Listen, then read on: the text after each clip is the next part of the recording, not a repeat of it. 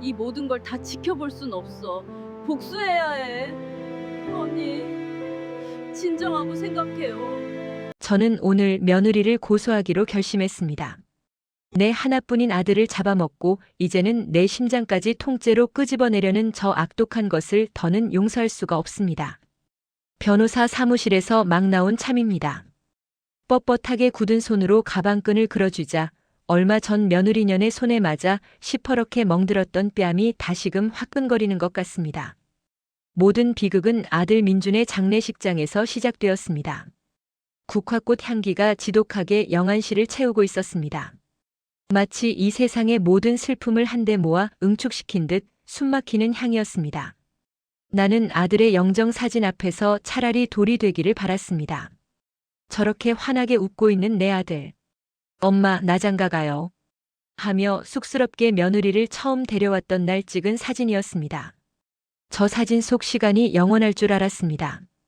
정신을 몇 번이나 잃었는지 모릅니다. 사람들이 부축해 일으키면 잠시 조문객을 맞다가 또다시 무너지기를 반복했습니다. 사돈댁 식구들이 며느리 서연의 등을 두드리며 정신 차리게 서연아. 뱃속의 아이를 생각해야지. 하고 속삭이는 소리가 꿈결처럼 들려왔습니다. 그 말이 맞았습니다. 서연의 배는 불러오고 있었습니다. 민준이는 제 새끼 얼굴도 못 보고 눈을 감은 것입니다. 그 사실이 칼날이 되어 심장을 후벼 팠습니다. 그때였습니다. 비틀거리며 조문객들에게 인사를 하던 서연이 제게로 다가온 것은 핏기 하나 없는 얼굴, 퉁퉁 부은 눈, 금방이라도 쓰러질 듯 위태로운 걸음이었습니다. 나는 남편 잃은 며느리가 안쓰러워 애써 팔을 뻗어 안아주려 했습니다. 아가 힘들지 그래도. 내 말이 채 끝나기도 전에 짝마이너스 하는 날카로운 파열음이 영안실의 모든 소음을 집어삼켰습니다. 고개가 꺾이고 눈앞이 번쩍했습니다. 왼쪽 뺨에서 불이 이는 듯한 통증이 느껴졌습니다. 무슨 일이 일어났는지 깨닫기까지는 시간이 걸렸습니다. 주변의 모든 사람들이 숨을 멈췄고 그 정적 속에서 서연의 목소리가 악귀처럼 울려 퍼졌습니다. 당신 때문에 민준 씨가 죽었어요. 며느리는 내 뺨을 후려친 것입니다. 아들의 영정 사진 앞에서 수많은 조문객들이 지켜보는 앞에서 어머니만 아니었으면 당신의 그 지긋지긋한 욕심만 아니었으면 내 남편은 죽지 않았어. 내 아들은 아빠 얼굴도 못 보고 태어나게 생겼다고요. 당신이 내 남편을 죽인 거야. 서연은 울부짖다 못해 절규했습니다. 그건 사람의 목소리가 아니었습니다. 제 남편을 잃은 암컷 짐승의 처절한 울음소리였습니다. 사돈 식구들과 친척들이 달려들어 서연의 팔을 붙잡고 끌어냈습니다. 짐승처럼 발버둥 치며 끌려나가면서도 서연의 증오에 찬 눈은 정확히 나를 향하고 있었습니다. 그 눈빛은 당신을 평생 저주하겠다고 말하고 있었습니다. 나는 그 자리에 못 박힌 듯 서서 움직일 수 없었습니다. 뺨의 통증보다 더한 모멸감과 충격이 온몸을 꿰뚫었습니다. 웅성거리는 사람들, 나를 향한 동정과 의심이 뒤섞인 시선들. 세상이 나를 손가락질하는 것 같았습니다.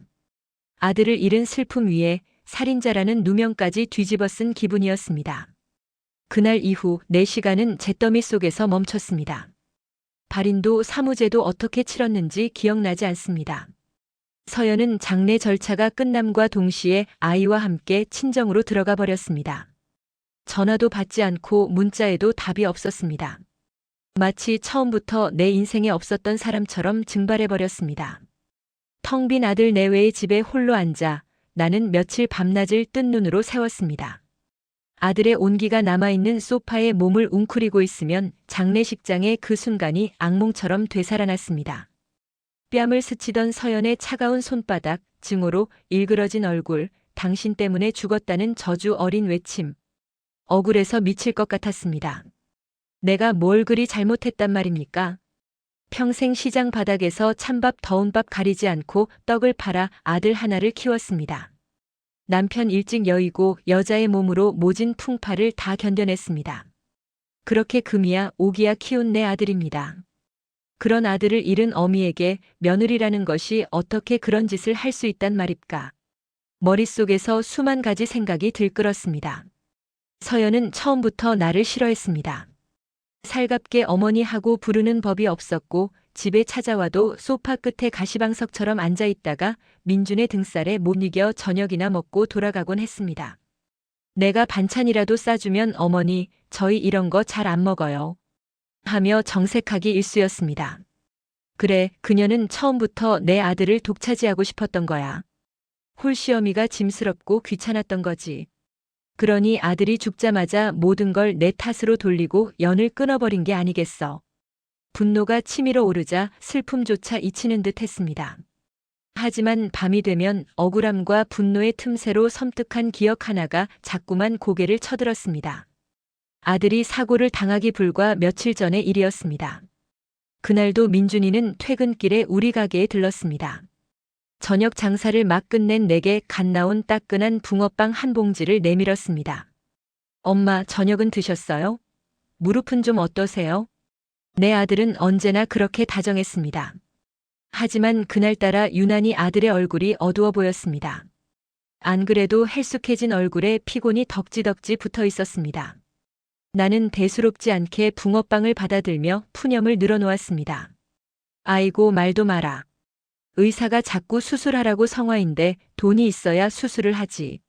내 아비가 남겨준 것도 없고 내가 평생 떡 팔아모은 돈은 내 장가 갈 때 다 털어넣었잖니. 그냥 이렇게 쑤시는 대로 살다 죽어야지. 나는 정말 아무 생각 없이 한 말이었습니다. 그냥 아들에게 부리는 흔한 어리광, 늙은 어미의 신세 한탄일 뿐이었습니다. 민준이는 아무 말 없이 내 손을 꾹 잡았습니다. 엄마, 걱정 마세요. 제가 다 알아서 할게요. 다음 달에는 꼭 날짜 잡아요.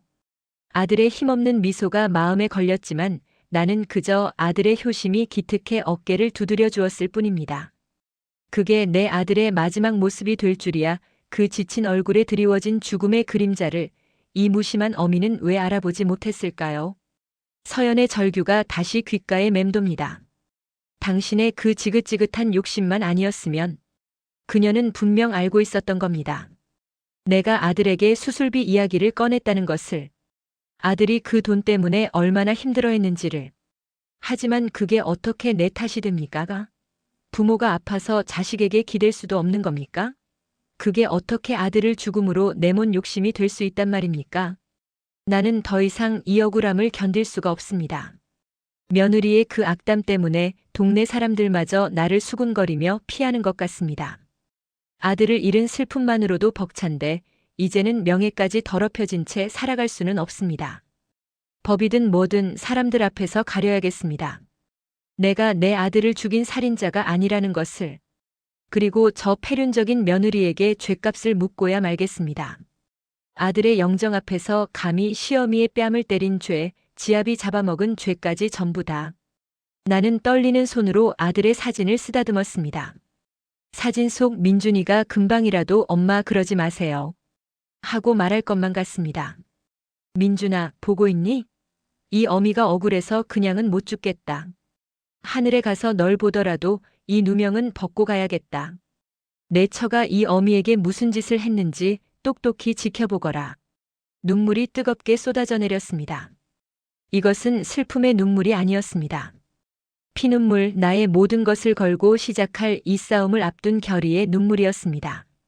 변호사 사무실을 나선 걸음은 천근만근 무거웠다. 고소장을 접수하고 나니 속이 후련할 줄 알았는데 되려 텅 빈 가슴에 시린 바람만 휘몰아쳤다. 집에 돌아와 현관문을 여는 순간 아들 녀석의 목소리가 환청처럼 들려왔다. 엄마, 다녀왔습니다. 울컥 치미는 것을 간신히 누르며 불도 켜지 않은 채 거실 소파에 주저앉았다. 어둠 속에서 나는 오롯이 혼자였다. 아들도 며느리도 손녀도 없는 텅 빈 세상에 나 혼자만 덩그러니 남겨졌다. 며칠을 페인처럼 보냈다. 밥솥에 밥이 그대로 말라붙고 냉장고에서 꺼낸 반찬은 상에서 음식물 쓰레기통으로 들어갔다.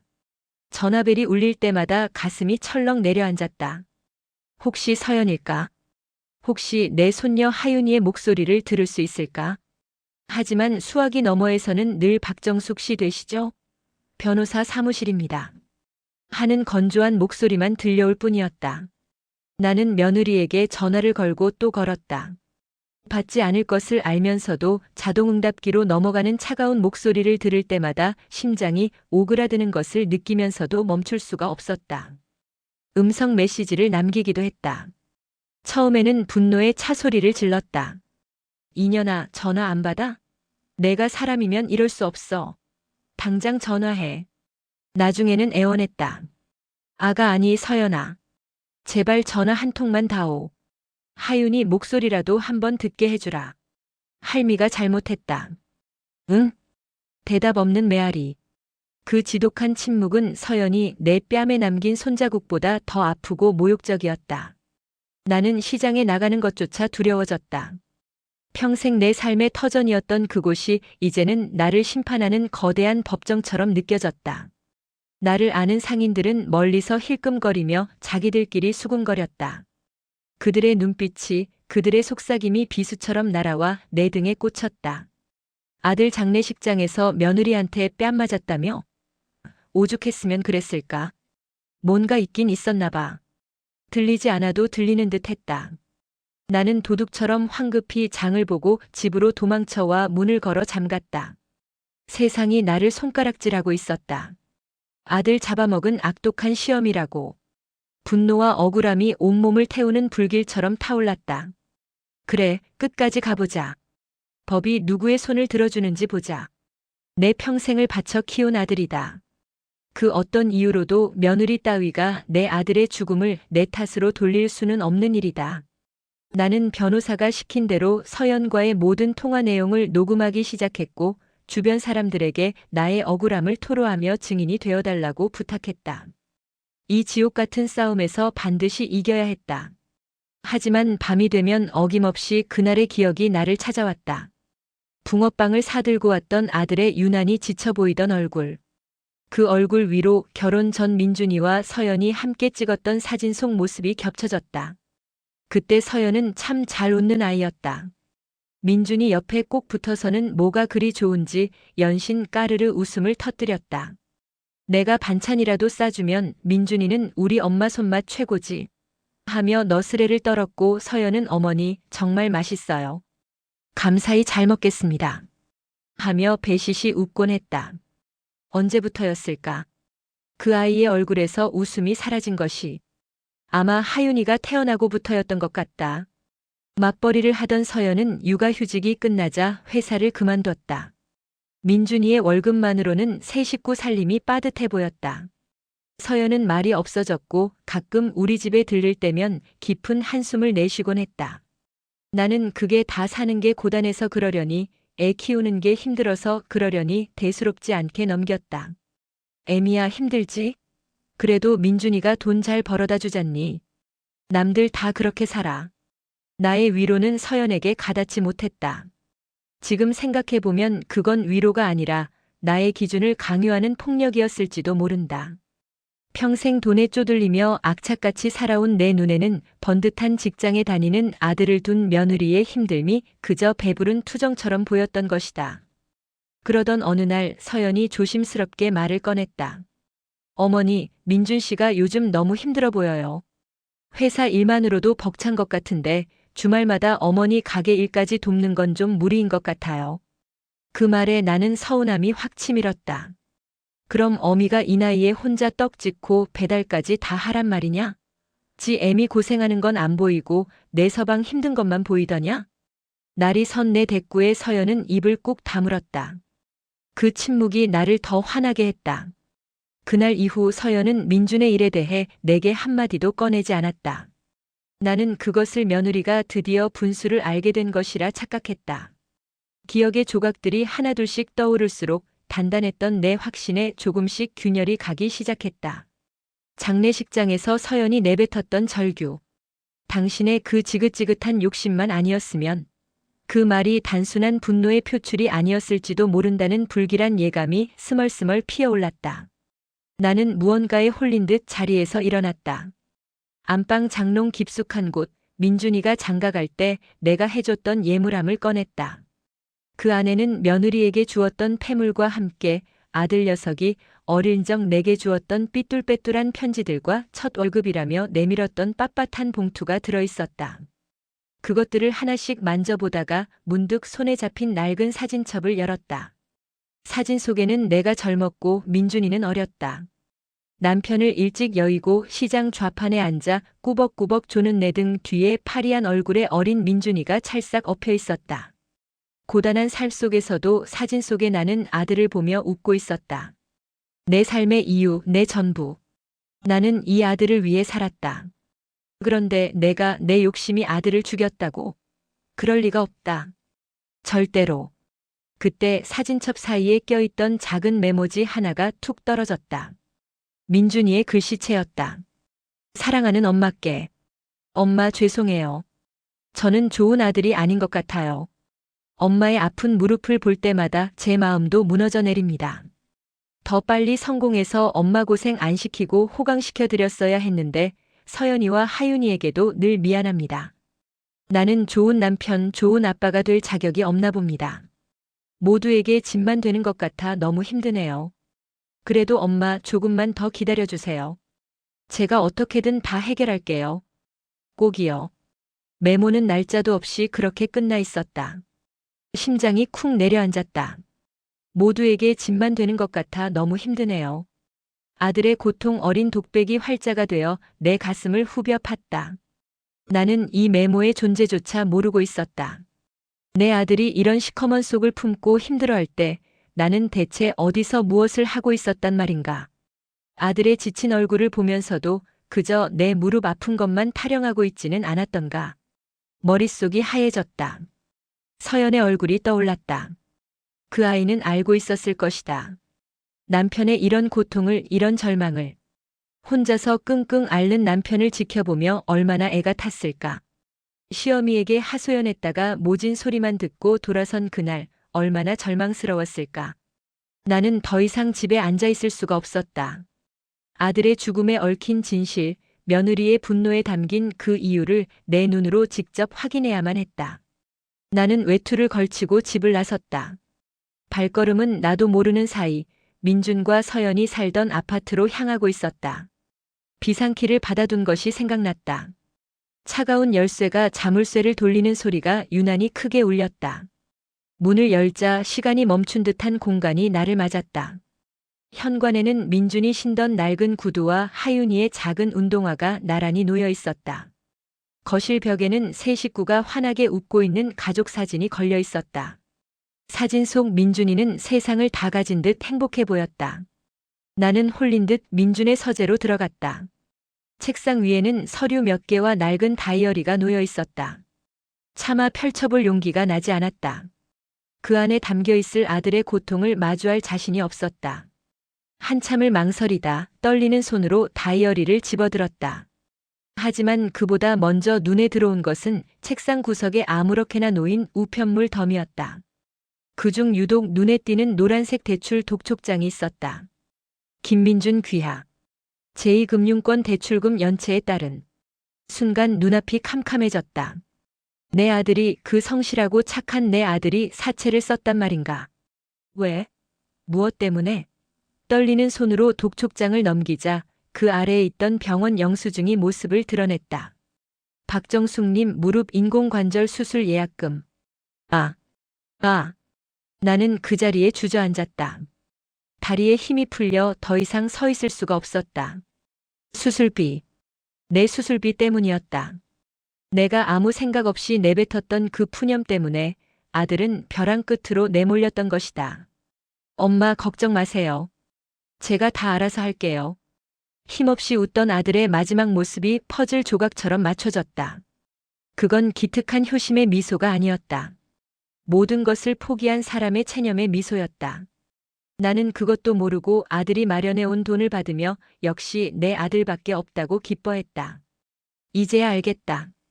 서연이 왜 내 뺨을 때렸는지, 왜 나를 살인자라고 불렀는지. 그 아이의 눈에 나는 아들의 등골을 빼먹고 끝내 죽음으로 내몬 악귀 같은 시어미였을 것이다. 남편이 어떤 고통 속에서 돈을 구하고 있는지 뻔히 알면서도 제 부모 수술비 타령만 하는 이기적인 늙은이였을 것이다.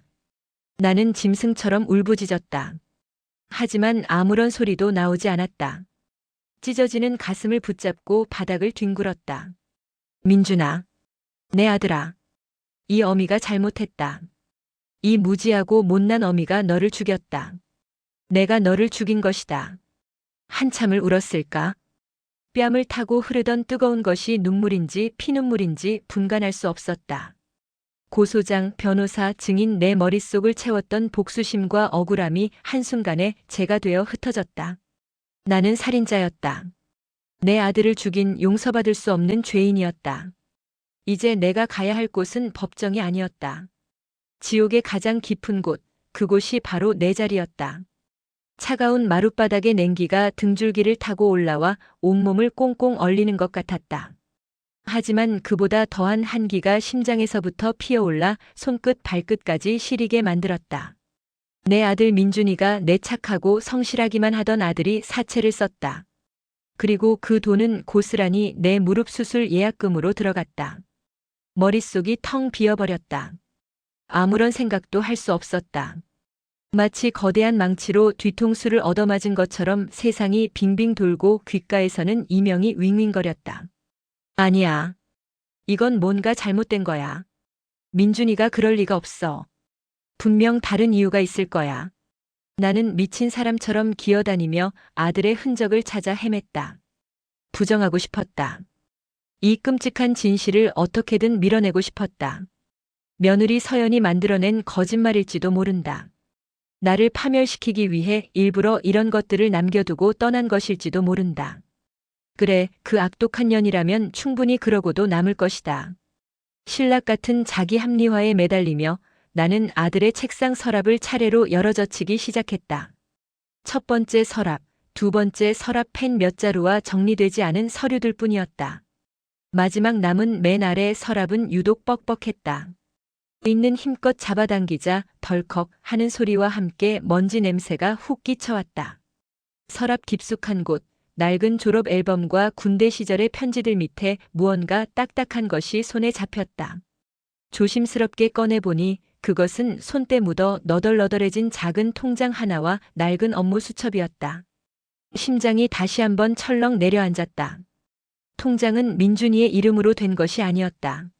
낯선 은행의 이름이 찍힌 아마도 아르바이트용으로 급하게 만든 듯한 조악한 통장이었다. 파르르 떨리는 손가락으로 통장을 넘겼다. 첫 장을 보는 순간 나는 숨을 쉴 수가 없었다. 입금 8,500원 마이너스 2,348배달 특급. 입금 12,000원 마이너스 115배달 특급. 입금 6,500원 마이너스 203배달 특급. 날짜는 아들이 사고를 당하기 석 달 전부터 시작되고 있었다. 매일 밤 하루도 거르지 않고 자정이 넘은 시각 새벽 1시, 2시, 심지어 3시가 넘은 시간에도 어김없이 돈이 입금되고 있었다. 액수는 처참할 정도로 작았다. 몇천 원 많아야 만 원을 조금 넘는 돈이었다. 한 건 한 건. 그 작은 돈들이 모여 다음 날 아침이면 어김없이 박정숙 내 이름의 통장으로 이체되고 있었다. 내가 아들에게서 병원비 하라며 받았던 돈, 물리치료비 하라며 받았던 돈, 그 모든 돈의 출처가 바로 이 피눈물 나는 기록 속에 고스란히 담겨 있었다. 목구멍에서 비명 같은 신음이 터져나왔다.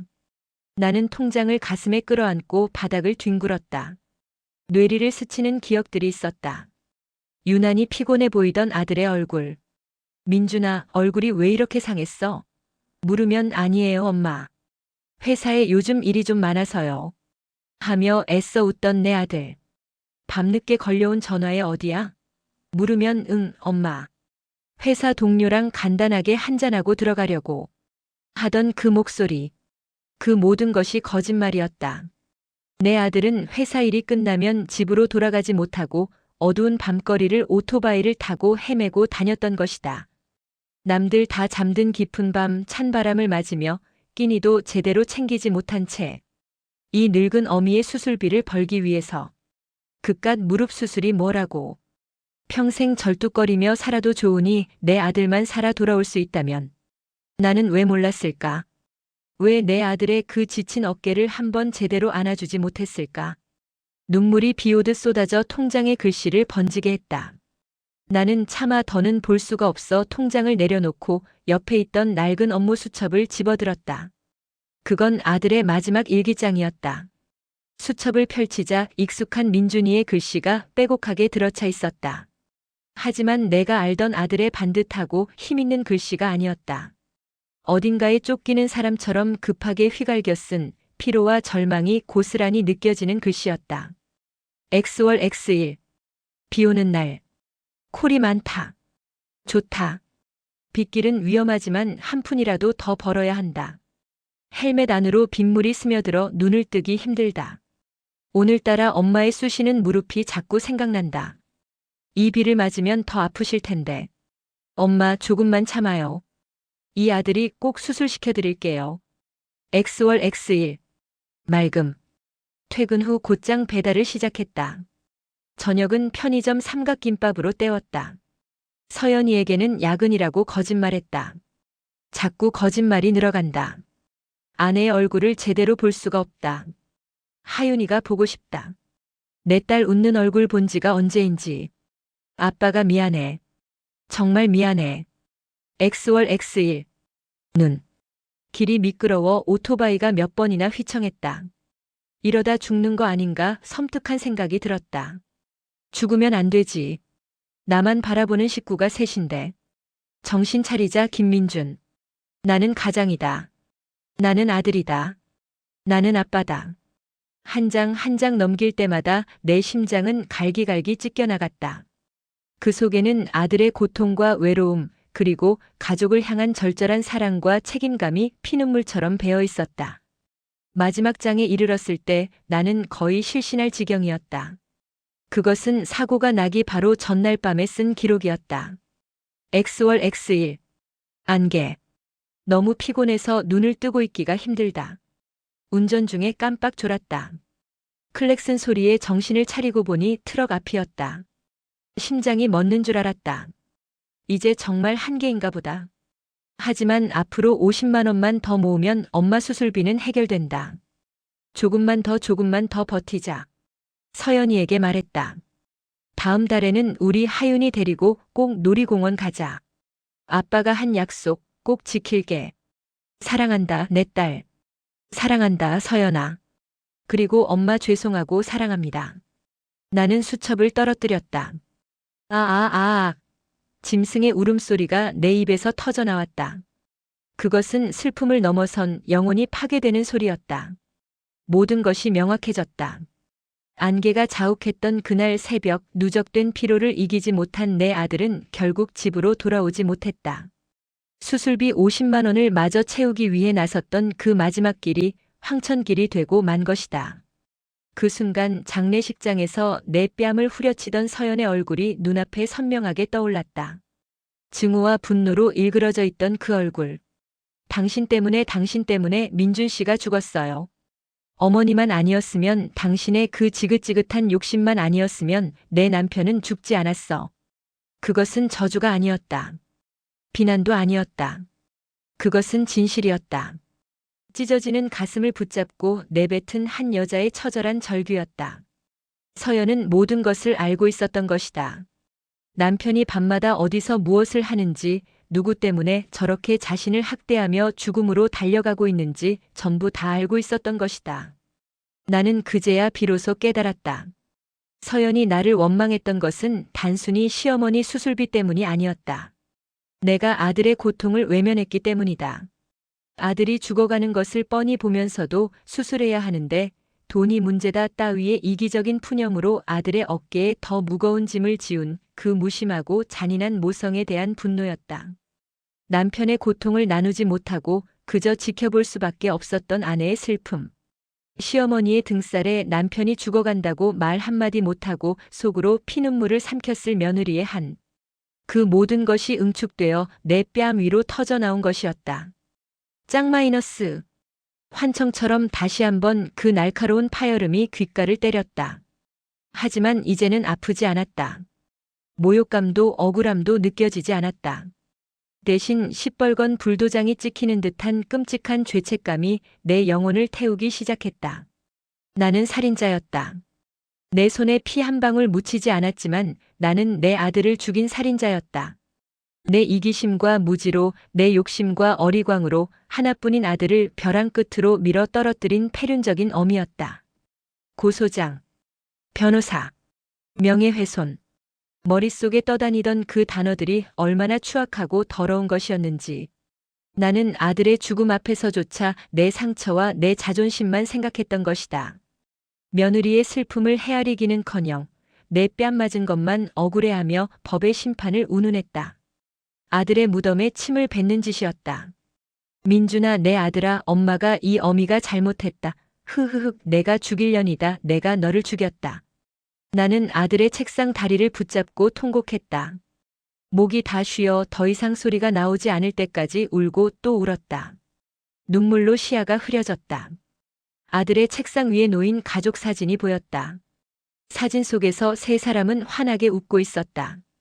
민준이, 서연이, 그리고 그 품에 안긴 어린 하윤이. 내가 깨트려버린 행복. 내가 산산조각 내버린 완벽한 가족. 나는 무엇을 해야 하는가? 이제 와서 내가 할 수 있는 일이 무엇이란 말인가? 죽어버릴까? 이 자리에서 내 목숨을 끊어 아들 곁으로 따라가 버릴까? 하지만 그것은 너무나 쉽고 이기적인 도피일 뿐이다. 내 죄는 죽어서도 씻을 수 없을 만큼 무겁고 깊다. 나는 비틀거리며 일어나 주머니에서 핸드폰을 꺼냈다. 손이 부들부들 떨려 몇 번이나 잘못 눌렀다. 가까스로 변호사의 번호를 찾아 통화 버튼을 눌렀다. 여보세요? 박정숙입니다. 아, 어머님. 연락 기다리고 있었습니다. 상대 측의 소장 접수 통보가. 취소해 주십시오. 네? 뭐라고요, 어머님? 고소 전부 취하하겠습니다. 없던 일로 해주세요. 죄송합니다.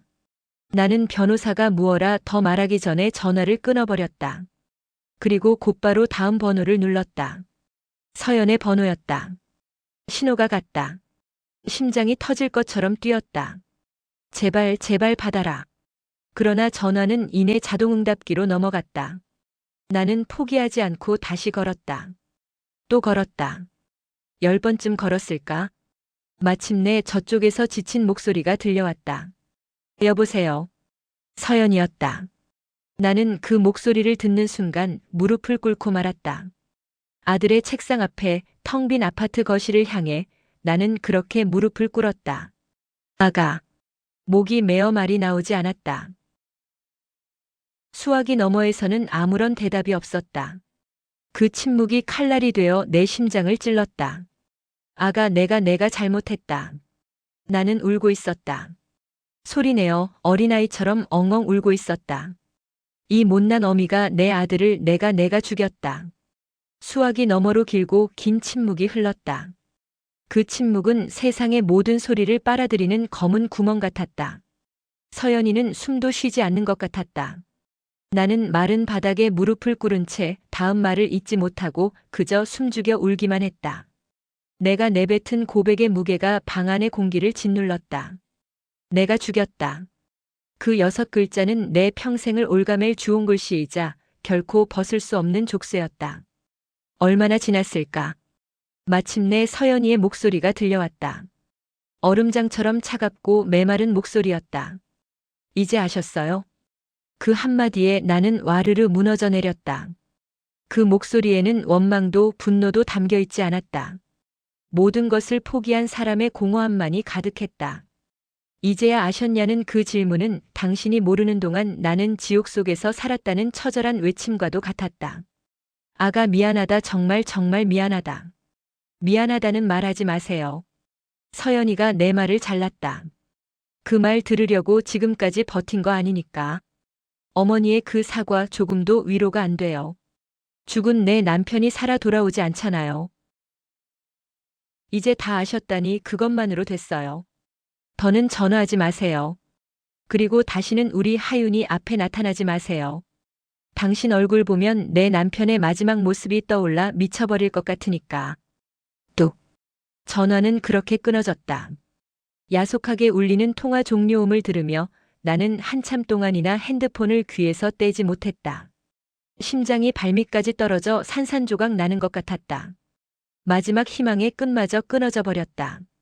하윤이를 보지 말라는 말. 그것은 내게 내려진 사형 선고나 다름없었다. 민준이의 마지막 흔적, 내 유일한 삶의 이유가 될지도 모르는 그 작은 아이를 나는 영원히 볼 수 없게 된 것이다. 나는 그날 밤 아들 내외의 텅 빈 집에서 뜬 눈으로 밤을 새웠다. 아들의 수첩을 끌어안고 민준이의 이름을 목 놓아 불렀다. 잘못했다고 이 어미를 용서하지 말라고 빌고 또 빌었다. 동이 틀 무렵 나는 시체처럼 일어나 집을 나섰다. 내 집으로 돌아가지 않았다. 발길은 변호사 사무실로 향했다. 나는 뜬 눈으로 밤을 새운 초췌한 몰골로 어제와는 전혀 다른 사람이 되어 그 문을 다시 열었다. 그리고 고소 취하 서류에 도장을 찍었다. 내 손으로 시작했던 이 추악한 싸움을 내 손으로 끝내야만 했다. 며칠 후 아들의 49제 날이 밝았다. 나는 밤새 한숨도 자지 못했다. 장롱 깊숙한 곳에서 가장 얌전한 색의 옷을 꺼내 입었다. 검은색도 흰색도 아닌 빛바랜 잿빛의 옷이었다. 죄인의 옷이었다. 거울 앞에 서자 백발이 성성한 늙고 추한 여자가 나를 보고 있었다. 눈은 퀭하게 들어가고 며느리에게 맞았던 뺨은 아니지만 반대쪽 뺨마저 움푹 팬 것 같았다. 나는 내 모습을 보며 생각했다. 이 얼굴을 하고 어찌 내 아들을 볼 것이며 어찌 며느리와 손녀를 볼 것인가. 하지만 가야만 했다. 그것이 내가 내 아들에게 해줄 수 있는 마지막 도리이자 내 죄의 값을 치르기 시작하는 첫걸음이었다. 절은 산 중턱에 고즈넉이 자리 잡고 있었다.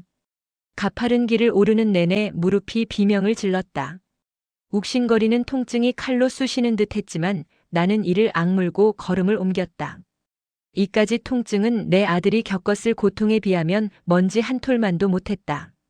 아들은 이 다리 때문에 그 춥고 어두운 밤거리를 헤맸다. 이까지 고통은 내가 평생 안고 가야 할 십자가의 시작일 뿐이었다. 대웅전 앞에 다다르자 향냄새가 코를 찔렀다.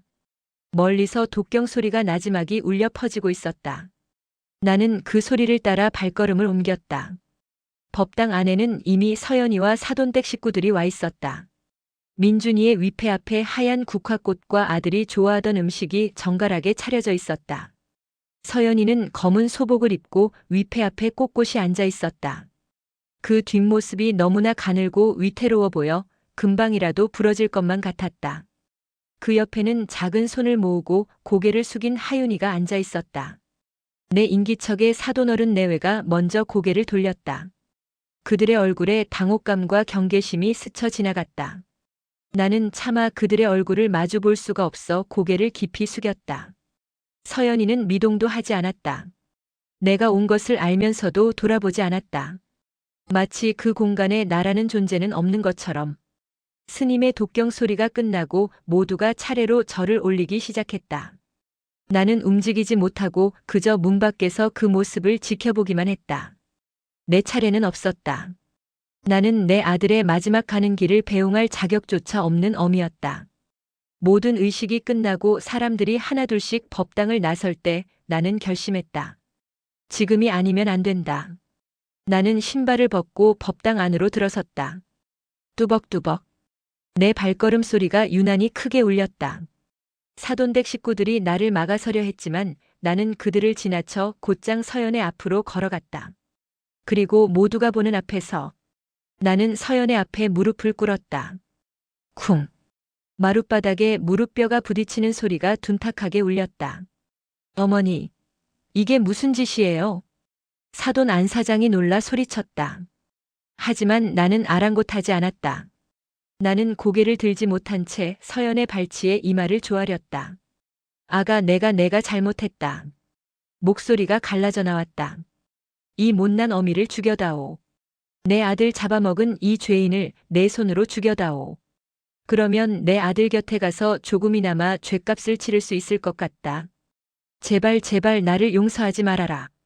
평생 나를 원망하고 저주하며 살아다오. 그것이 내가 받아야 할 벌이다.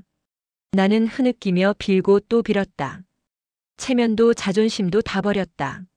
내 아들을 죽인 죄인에게 그런 것은 사치일 뿐이었다. 서연이는 아무 말이 없었다. 그저 싸늘한 눈으로 무릎 꿇은 나를 내려다볼 뿐이었다. 그 눈빛은 여전히 얼음장처럼 차가웠지만 그 끝이 미세하게 흔들리고 있었다. 그때였다. 할머니? 내 옆에서 작은 목소리가 들려왔다. 하윤이었다. 아이는 동그란 눈을 하고 어쩔 줄 몰라 하며 나와 제 엄마를 번갈아 쳐다보고 있었다. 할머니, 왜 울어요? 무릎 아파요? 아이는 작은 손으로 내 어깨를 토닥였다. 그 순수한 손길에 나는 결국 참았던 울음을 터뜨리고 말았다. 짐승처럼 울부짖었다. 이 아이의 아버지를, 이 아이에게서 세상 가장 큰 보물이었을 아빠를 내가 빼앗아갔다. 나는 이 아이의 하늘을 무너뜨린 원수였다. 하윤아, 할미가 미안해, 미안해. 내 통곡 소리에 굳어있던 서연의 눈에서 마침내 눈물 한 방울이 툭 떨어져 내렸다. 뒤이어 또 한 방울, 또 한 방울. 서연이는 소리 없이 울고 있었다. 입술을 꽉 깨물고 두 주먹을 하얗게 될 때까지 쥐고서 그저 눈물만 뚝뚝 흘리고 있었다. 그 눈물은 용서가 아니었다. 동정도 아니었다. 그것은 남편을 잃은 아내의 슬픔, 아비 잃은 딸을 둔 어미의 슬픔, 그리고 이 모든 비극을 홀로 감당해야 했던 한 여자의 처절한 슬픔이었다. 우리는 그렇게 한참을 울었다. 아들의 위패 앞에서 시어머니는 며느리에게 무릎을 꿇고 며느리는 그런 시어머니를 내려다보며 소리 없이 눈물을 흘렸다. 완벽한 용서는 아니었지만 우리는 처음으로 민준이의 죽음 앞에서 같은 높이의 슬픔을 공유하고 있었다. 그날 이후 나는 시장 가게를 정리했다. 평생 내 분신과도 같았던 곳이었지만 더 이상 그곳에 앉아 떡을 팔 자신이 없었다. 가게를 판 돈과 내가 평생 모은 푼돈을 모두 합쳤다. 그리고 아들의 사망보험금이 나왔다는 연락을 받았다. 나는 그 돈을 한 푼도 건드리지 않고 모두 현금으로 찾았다. 나는 그 돈 전부를 들고 서연의 친정을 찾아갔다. 문을 열어준 것은 사돈 안 사장이었다. 그녀는 나를 보고 질색하며 문을 닫으려 했다. 여긴 어쩐 일로 오셨어요? 우리 서연이 지금 아무도 만나고 싶어 하지 않아요. 사부인, 이것만 전해주십시오. 제발 부탁입니다. 나는 돈이 든 가방을 그녀 앞에 내밀었다. 이게 다 뭐예요? 민준이 보험금이랑 제가 가진 전부입니다. 민준이가 서연이하고 하윤이한테 남긴 겁니다. 저는 받을 자격이 없습니다. 나는 가방을 현관문 앞에 내려놓고는 그대로 돌아섰다. 그리고 제 무릎 수술은 안 하기로 했습니다. 평생 이 다리로 아들 녀석이 겪었을 고통을 느끼면서 속죄하며 살 생각입니다. 그러니 부디 서연이와 하윤이 잘 부탁드립니다. 나는 뒤도 돌아보지 않고 그 집을 빠져나왔다. 돈을 모두 주고 나니 오히려 마음이 가벼워졌다. 텅 빈 주머니만큼이나 내 속도 텅 비었지만 그 텅 빈 공간에 더 이상 억울함과 분노는 없었다. 오직 아들에 대한 그리움과 미안함만이 가득했다. 계절이 2번 바뀌었다. 나는 허름한 월세방으로 이사해 조용히 지냈다. 수시는 무릎을 꿇고 새벽 인력시장에 나가 청소 일을 했다. 하루 벌어 하루 먹고 사는 고단한 삶이었지만 불평하지 않았다. 이것이 나의 벌이라고 달게 받기로 했다. 서연이에게서는 아무런 연락이 없었다. 나는 혹시나 하는 마음에 매일 밤 핸드폰을 머리맡에 두고 잠이 들었지만 전화는 결코 오지 않았다. 하윤이가 보고 싶어 미칠 것 같았지만 다시는 나타나지 말라던 서연이의 마지막 말이 족쇄가 되어 나를 올감했다. 나는 멀리서 하윤이가 다니는 초등학교 앞을 서성이다가 아이의 얼굴만 보고 몰래 돌아오기를 몇 번이나 반복했다. 훌쩍 자란 아이의 모습을 볼 때마다 가슴이 미어지는 것 같았다. 그러던 어느 겨울날이었다. 첫눈이 펑펑 내리던 날 나는 일을 마치고 절뚝거리며 집으로 돌아오고 있었다. 골목 어귀에 다다랐을 때 익숙한 차 한 대가 서 있는 것을 보았다. 서연이의 차였다. 심장이 멎는 것 같았다. 차에서 서연이가 내렸다. 예전보다 더 야윈 모습이었지만 표정은 한결 차분해져 있었다. 우리는 말없이 서로를 바라보았다. 하얀 눈이 우리 사이로 소리 없이 내려앉았다. 먼저 침묵을 깬 것은 서연이었다. 반찬 좀 가져왔어요. 서연이는 차에서 작은 아이스박스 하나를 꺼내 내게 건넸다. 하윤이가 할머니 보고 싶다고 가끔 얘기해요. 그 말을 듣는 순간 눈물이 핑 돌았다. 나는 차마 고개를 들지 못하고 아이스박스를 받아들었다. 따뜻한 온기가 손끝으로 전해져 왔다. 이거 민준 씨가 남긴 돈 어머니 쓰세요. 하윤이 위해서라도 어머니가 건강하셔야죠. 수술하세요. 서연이는 내 손에 통장 하나를 쥐어주었다. 내가 건넸던 돈이 고스란히 들어있는 통장이었다. 나는 어머니를 아직 용서하지 못했어요. 아마 평생 용서하지 못할지도 몰라요. 하지만 어머니를 미워하는 마음으로 사는 것도 너무 힘드네요. 하윤이 아빠는 우리가 이렇게 사는 걸 원치 않을 테니까요. 서연이는 담담하게 말을 이었다. 하윤이에게는 할머니가 필요해요. 저 혼자서는 아빠의 빈자리를 다 채워줄 수가 없어요. 나는 통장을 든 채 아무 말도 하지 못했다. 그저 고개를 끄덕이는 것 말고는 할 수 있는 일이 없었다. 날이 추워요. 들어가세요. 서연이는 그 말만 남기고 차에 올라탔다. 차가 떠나고 나는 한참 동안이나 그 자리에 서서 움직이지 못했다. 손에 들린 아이스박스와 통장의 무게가 천근만근처럼 느껴졌다. 그것은 단순한 반찬과 돈이 아니었다. 며느리가 내게 건넨 아주 길고 어려운 화해의 첫걸음이었다. 나는 집에 돌아와 아이스박스를 열었다. 안에는 정갈하게 담긴 밑반찬 몇 가지와 함께 삐뚤빼뚤한 글씨로 쓴 편지 한 장이 들어있었다. 할머니께 보고 싶어요. 아빠도 할머니 보고 싶어 할 거예요. 사랑해요. 김하윤 올림. 나는 편지를 끌어안고 어린아이처럼 엉엉 울었다. 눈물은 더 이상 뜨겁지 않았다. 차갑게 얼어붙었던 내 심장을 녹이는 따뜻한 눈물이었다.